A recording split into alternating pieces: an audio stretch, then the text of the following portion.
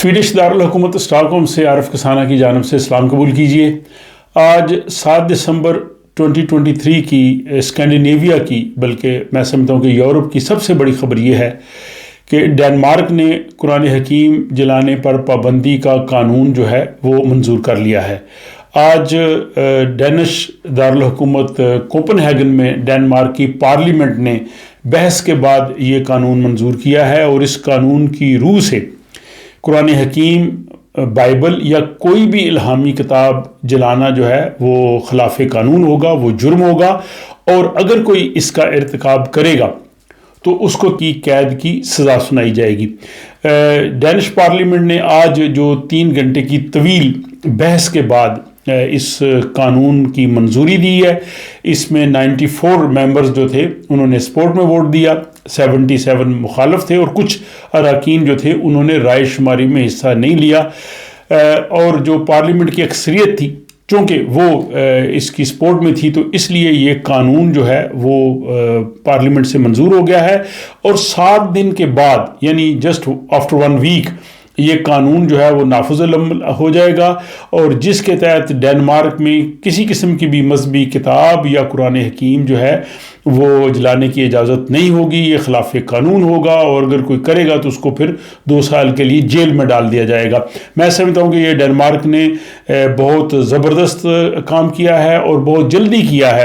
अगर हम देखें तो स्वीडन में डेनमार्क की निस्बत ज़्यादा कुरान सोजी हुई है। डेनमार्क में ऐसे वाक़यात कम हुए हैं और इससे पहले एक व्लॉग में मैंने आपको बताया था कि डेनमार्क ने इस कानून साजी पर जो है वो गौर किया और आज 7 दिसंबर को ये कानून मंजूर हो गया है।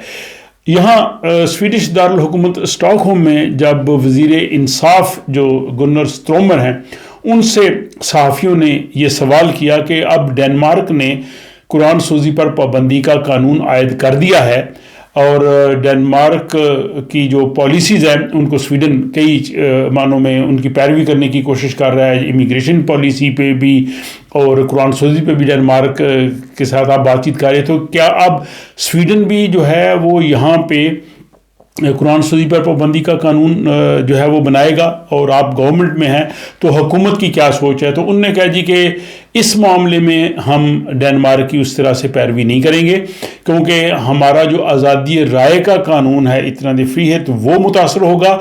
हाँ, इसकी बजाय हमने एक कमेटी बनाई हुई है कि वो देखेगी कि किस तरह से हम इसको रोक सकते हैं और किस तरह से जो लोगों का जो ग्रोह है या ग्रुप है उसके ख़िलाफ़ अगर नफ़रत अमेज़ एक्ट होता है तो उसको हम किस तरह से महदूद कर सकते हैं और जो स्वीडन की सिक्योरिटी है उसके हवाले से हम किस तरह से इसको देख सकते हैं।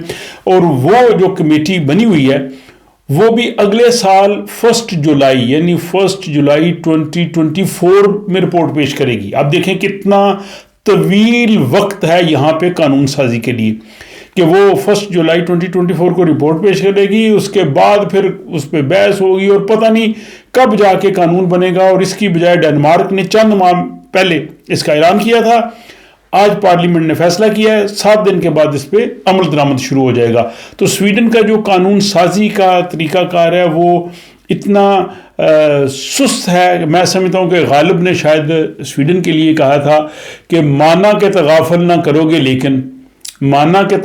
करोगे लेकिन खाक हो जाएंगे हम तुमको खबर होने तक।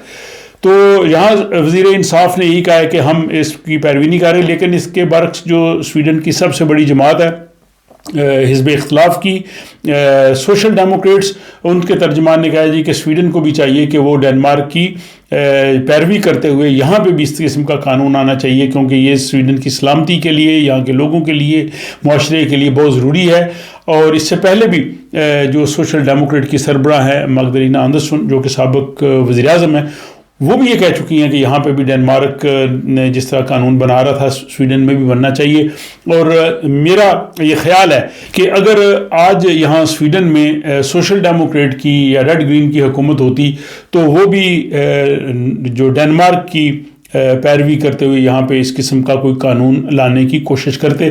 بہرحال ڈنمارک نے یہ ایک بڑا تاریخی فیصلہ کیا ہے اور وہاں کوپن ہیگن کی ایک بلدیہ کے کونسلر سید اعجاز حسین بخاری جو کہ میرے دوست ہیں، ان سے میری بات ہو رہی تھی آج.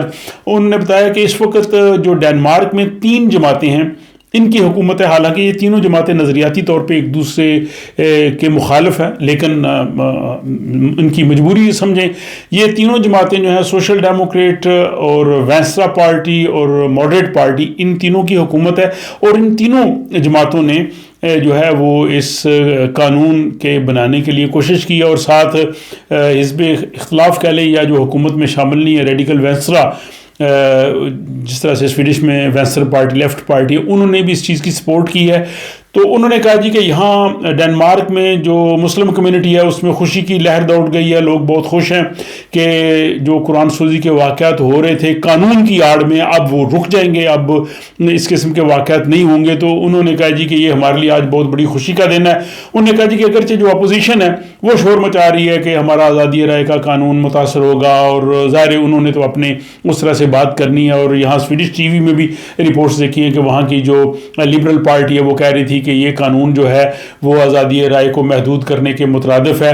بہرحال جو بھی ہے، ڈنمارک نے ایک تاریخی فیصلہ کیا ہے اور اسلام کے خلاف، قرآن حکیم کے خلاف یا دوسرے مذاہب کے خلاف جو لوگ حرکتیں کرتے تھے اور قرآن سوزی کر کے لوگوں کے جذبات کو مجروح کرتے تھے، اب ڈنمارک کے حد تک وہ بند ہو گیا. سویڈن نے اگرچہ کمیٹی بنائی ہوئی ہے اور یہ سلولی کام کر رہے ہیں، لیکن کسی نہ کسی وقت جو ہے سویڈن کو بھی جو ہے وہ ڈنمارک کی جو ہے وہ پیروی کرنا پڑے گی، یا کسی اور طریقے سے اس قسم کا کوئی قانون لانا پڑے گا تاکہ یہاں بھی یہ ایسے واقعات جو ہیں وہ رک سکیں. بہرحال جی آج 7 دسمبر کی میں سمجھتا ہوں کہ یہ اسکینڈینیویا کی نہیں، یورپ کی نہیں، بلکہ عالم اسلام کے لیے بھی ایک اچھی خبر ہے کہ ایک ملک جو ہے اس نے قرآن سوزی پر پابندی کا قانون جو ہے وہ منظور کر لیا ہے. اس سے دوسرے ممالک جہاں اس قسم کے واقعات ہوتے ہیں ان کے لیے بھی جو ہے وہ ایک رستہ کھل جائے گا. اور اس حوالے سے اگر مزید کچھ اپڈیٹس آئیں تو وہ بھی میں آپ کے سامنے پیش کروں گا. اپنا خیال رکھیے گا اور ملتے ہیں ہم کسی اگلے ولاگ میں.